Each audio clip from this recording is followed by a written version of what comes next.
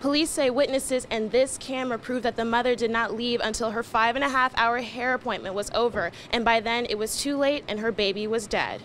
Connor, these migrants have been walking for weeks to get to San Diego and to cross the border. If you're like me and you love junk food, then you may have trouble finding your favorites at the grocery store within the next few years.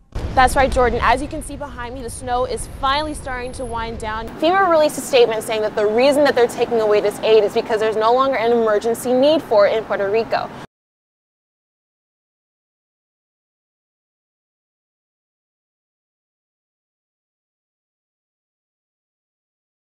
Dejanelle Fowler's attorney argued in her first court appearance that a different camera angle could paint a different picture of how her 1-year-old daughter died in a hot car in July. When you understand that the air conditioner was on, when you understand that she had visual, those things I think are important. Fowler is facing murder and concealment charges tied to her daughter's death. Police say the infant suffocated in her mother's car during Fowler's 5.5-hour hair appointment. I think from everybody and anybody you talk to, she loved her child. In court, a detective testified about multiple alibis Fowler offered to investigators. In some stories, her child was with her. In others, Fowler claimed the infant was with a sitter. It wasn't until days later that the police say Fowler admitted the baby was in the car outside the salon, but she claimed she had checked on her daughter every half hour. Police say witnesses and this camera prove that the mother did not leave until her 5.5-hour hair appointment was over, and by then it was too late and her baby was dead. But police say Fowler never told anyone. She returns to the hair salon and solicits assistance to get her vehicle jump-started because it has died. Once her car was running again, police say Fowler still didn't get help for her baby. Instead, they say she spent hours Googling urgent care centers and seizure symptoms, hanging up on 911 multiple times, and calling her boyfriend while she was parked in an Emory Hospital deck. Finally, paramedics found her slumped over her wheel. The baby's condition is too graphic to describe on TV. I don't think that this is just a reckless situation. Even if stories change going forward, the surveillance footage will stay the same. Ashley Graham, Channel 2 Action News. Connor, these migrants have been walking for weeks to get to San Diego and to cross the border, and they are willing to wait as long as possible until they get the asylum that they came for. They've walked thousands of miles from Central America to make it to a U.S. immigration center. Most of the migrants in the caravan are children. After a month of walking from countries like Guatemala, El Salvador, and Honduras, they're waiting to be considered for asylum. The caravan does have supporters here in the U.S., including groups that stood across the line at the border to welcome the migrants. We're here to let them know that we're meeting them with open arms and open hearts. We've always been a country that helps the weary traveler, and we should do it, as I said, in a way where we come together and put in place immigration laws that protect the border, but also, uphold that responsibility of taking care of people when they're in the most need and not turning them back to a certain death or certain violence. And others who are less than supportive, including President Trump, who spoke about the caravan during a rally on Saturday night. We've gotten Mexico to work with us on stopping a lot of what's pouring in, but we have the worst laws anywhere in the world.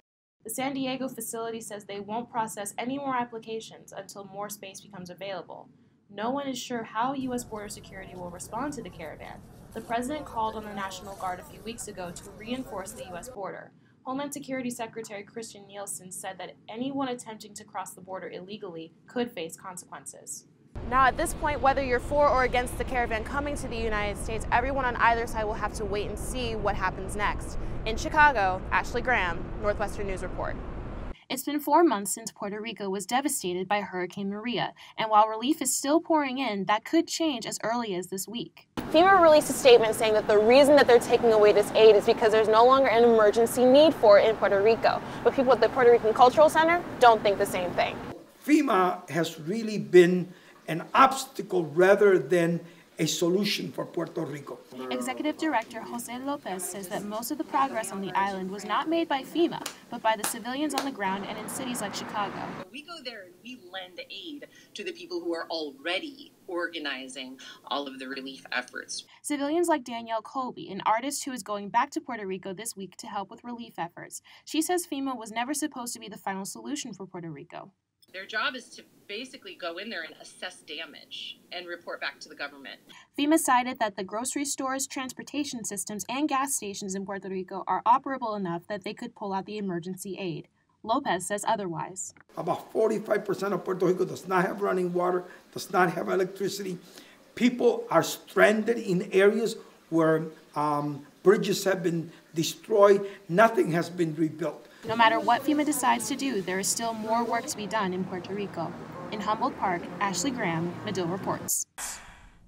Snowstorms have not slowed down in many parts of the country. Our reporter Ashley Graham is in Chicago with the latest.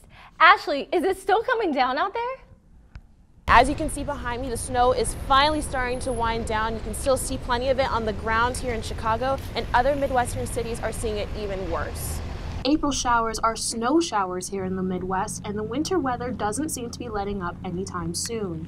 We haven't seen snow amounts in this in years. The blizzard conditions over the weekend in Green Bay brought record snowfall for the month of April, coming in at around 23 inches of snow by late Monday night.